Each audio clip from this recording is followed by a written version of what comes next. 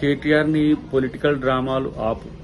ఎందుకంటే దాడులు చేయిస్తున్నది మీరే అని అందరికీ తెలిసిన తర్వాత పరువు పోకుండా ఉండడానికి మీరు ఇలా రైతుల పేరు మీద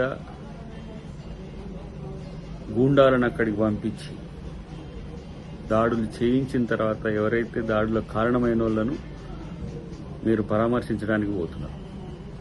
రైతుల మీద కేసులు పెట్టొద్దు అని చెప్పి ప్రభుత్వమే చెప్పింది. రైతుల మీద కేసులు పెట్టలేదు. ఎవరైతే నీ రౌడీ మూకలు ఉంటారో, ఎవరైతే దాడులకు ఉరిగొల్పినరో, ఎవరైతే దాడులకు పూనుకున్నారో వాళ్ళకు సంబంధించిన వాళ్ళే ఇలా కేసుల పాలవుతున్నారు. ఈరోజు ఏ రకమైన రాజకీయాలు ఈ రాష్ట్రంలో మీరు తేవాలనుకుంటున్నారో వాటికి చరమగీతం ప్రజలు పాడుతారు. అది గుర్తుపెట్టుకోండి.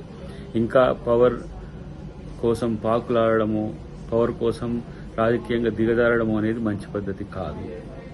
ఇది తెలంగాణ సమాజం మీ వల్ల ఎలా తలదించుకునే పరిస్థితి వచ్చింది.